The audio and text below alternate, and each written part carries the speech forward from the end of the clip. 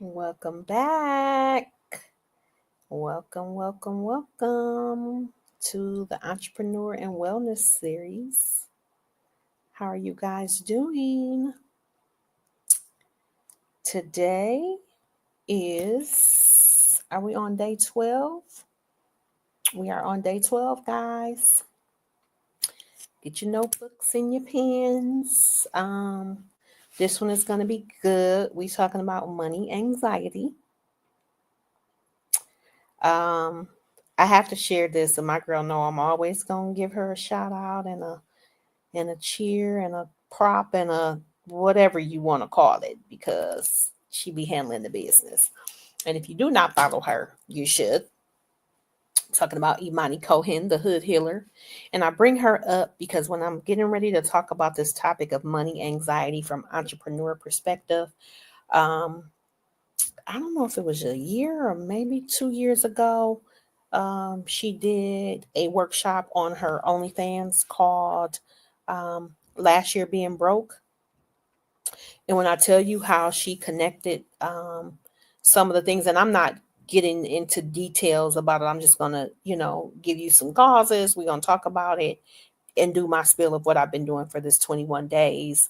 But I'm sharing that information because um, she helped connect some of the reasons why people spend the way they spend, how to start saving. Like, it was good. And I'm not going to go into a whole bunch of details, but, I wanted to give that shout out because I learned a lot from that workshop and many other workshops that she does. And yeah, I just wanted to throw that little snippet in here because that's my girl and honey. She been getting the people together. If you haven't been following, you probably want to catch up. Money anxiety, the entrepreneur's constant worry. And why is that the entrepreneur's constant worry? Let me tell y'all something. Entrepreneurship can feel like feast or famine sometimes, and that instability can create deep fear around money. But money is a tool, not your identity. I'm going to say that again. Money is a tool, it's not your identity.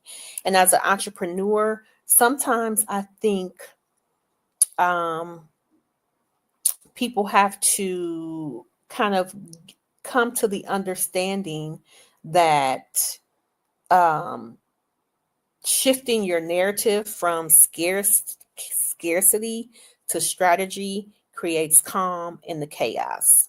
I'm going to say that again. Shifting your narrative from scarcity to strategy creates calm in the chaos.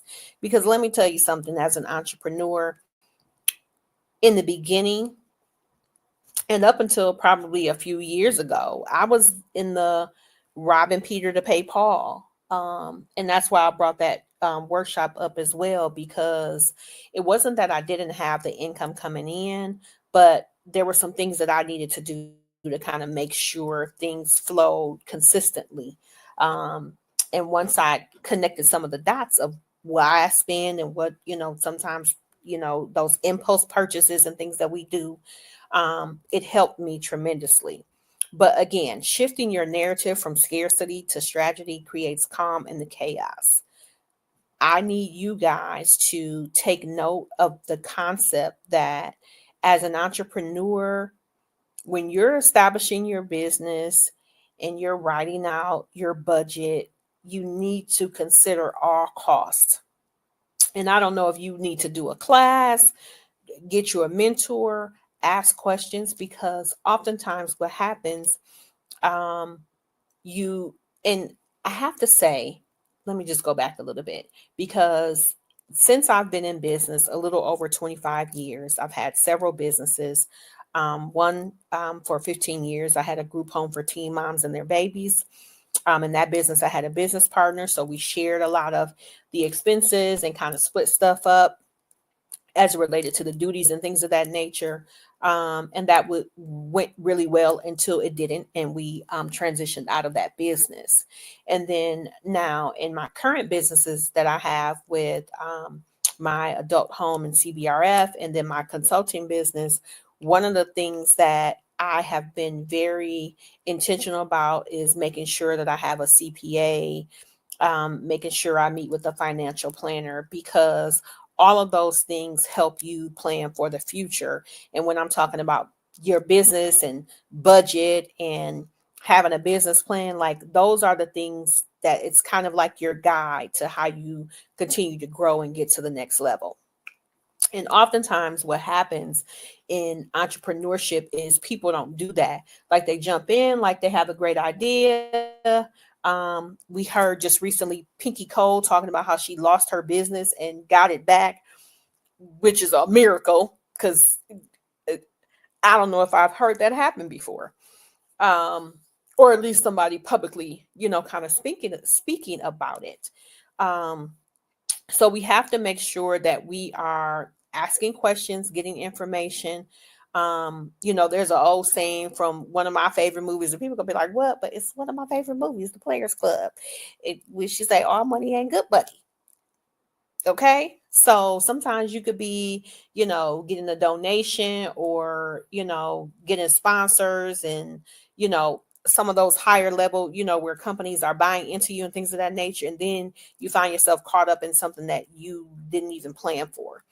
So just making sure you educate yourself on whatever it is that your service, your product that you're offering to people, that you are doing all of the investigation that you need to do so that your business can run effectively and efficiently and not cause you to go bankrupt or not have enough funds to pay your all of your bills, if you have staff, do payroll and things of that nature.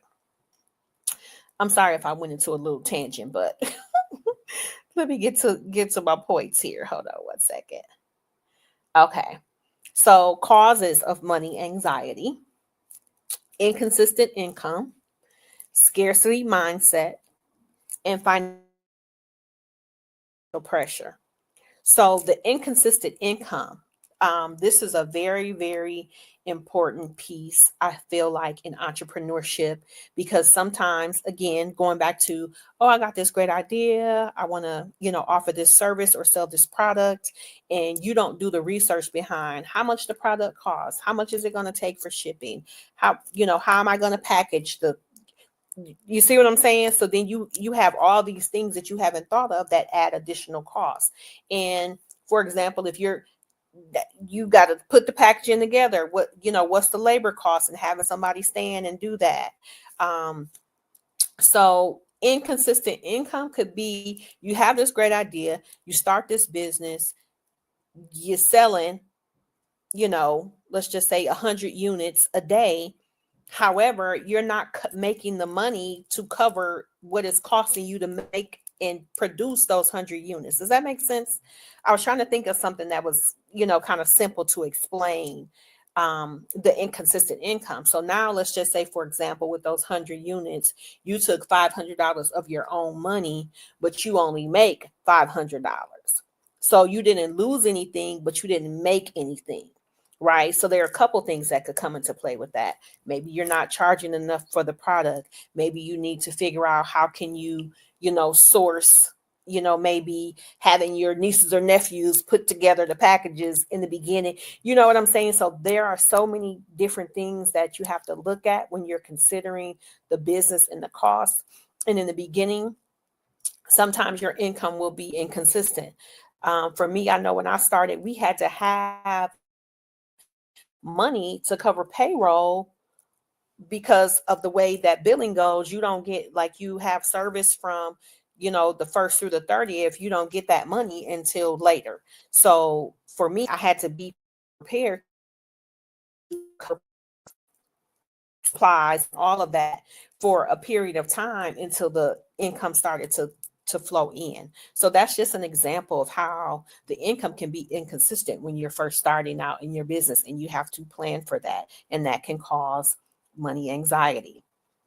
um Another, oh wait, the scarcity mindset, like trying to make sure that I don't want to do too much because like, so you want to make sure that you're doing things so that all of your stuff is covered. That's kind of repetitive, but y'all get what I'm picking. Hopefully you're picking up what I'm putting down. And financial pressure, having a business can be um, scary in the beginning, as it relates to how are you going to cover all these costs and how are you going to, pay all these people that are going to have their hands out to get paid. So the financial pressure of business can be cause money anxiety as well. So let me give you 3 ways to shift. You want to track finances to remove uncertainty. Well, first of all, let me get this because we know y'all got y'all pen and paper. Let me take that off of there. You want to track finances to remove uncertainty. You want to create multiple revenue streams. Um, and I don't know who shared this information, but if you Google how many revenue streams you should have, I know years ago the number was 7 streams of income. Currently, I believe it might be at 8.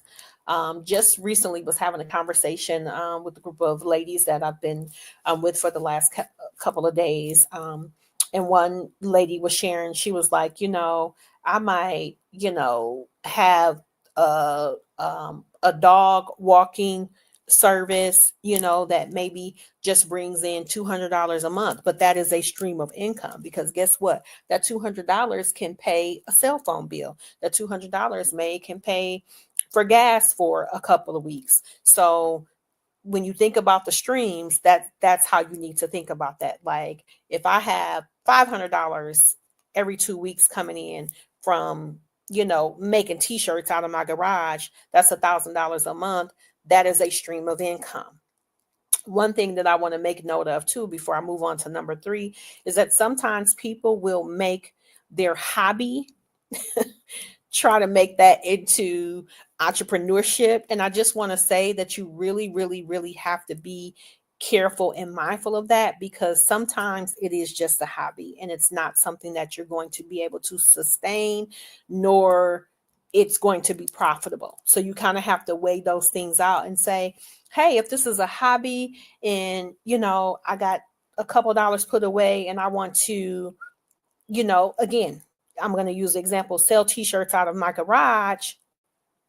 Okay, I'm putting down, I'm buying dollars worth of t-shirts and, over the course of, let's say 2 or 3 months, you're able to make $500. Well, give yourself the 100 back. You made 400. That's a good hobby. You see what I'm saying? Like you want to make sure that you are not trying to make something that's just a hobby into a full-blown entrepreneurial situation because it does not always work. And again, I'm not trying to hate on nobody. I'm not trying to, put people's ideas down. What I am trying to say is that whatever it is that you're deciding you want to do, and if you think you want to step into the entrepreneurial space, you want to make sure that you are educating yourself, that you're getting all of the information that you can, that you're dotting I's, crossing T's, that you're prepared, that you have money saved and put away to be able to, make some of those strategic moves that you will have to make, that you get a mentor. There are so many pieces that go along to that. I mean, this could turn into an hour talk if I'm just going into that, but you guys get the point. The third, here we go again. I don't know why my notes keep disappearing today. The third way to shift is to change the narrative. Money is a tool, not a stressor. So I'm going to share that on the screen. Shifts, 3 ways to shift from money anxiety, a constant worry sometimes for entrepreneurs. To track your finances, to remove uncertainty, to create multiple revenue streams, to change the narrative. Money is a tool, it should not be a stressor. You guys got that? I'm going to give you Hold on. Your affirmation. Money flows to me with ease. I am aligned with abundance. Money flows to me with ease. I am aligned with abundance. Money flows to me with ease. I am aligned with abundance. Y'all got that? Got the affirmation? A healthy money mindset leads to smarter financial choices. A healthy money mindset leads to smarter financial choices. I'm going to say it again. A healthy money mindset leads to smarter financial choices. Y'all got that? So the way you think about money is going to allow you to make better decisions as it relates to money. Here's your journal prompt.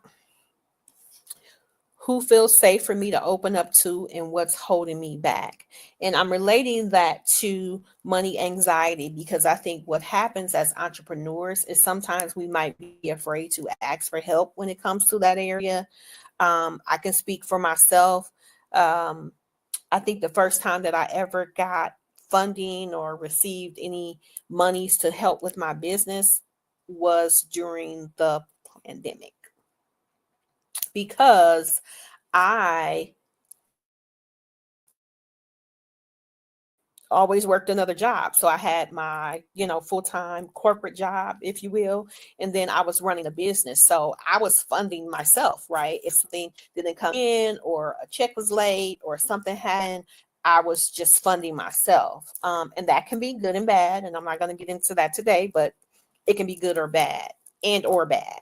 So you have to be mindful of that as well. So, when there's an opportunity to have other resources available, things that you have to keep in mind is that when you have that CPA, they're going to give you your profit and loss statements. They're going to give you a balance sheet. So that helps, when you're asking for funding or trying to get a grant and things of that nature. So you want to have your documents in order as well as it relates to that.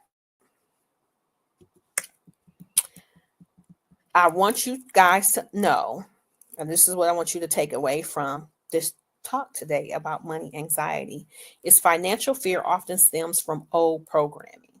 Try journaling on your earliest memories of money. And that's one of the things that we did in the last year of being broke is we had to keep a journal.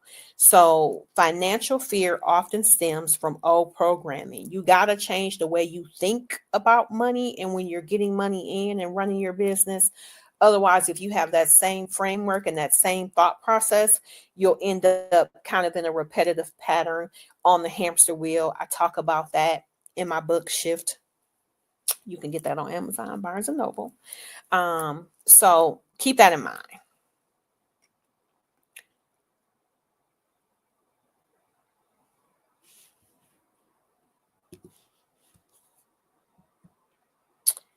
And okay, we don't want that.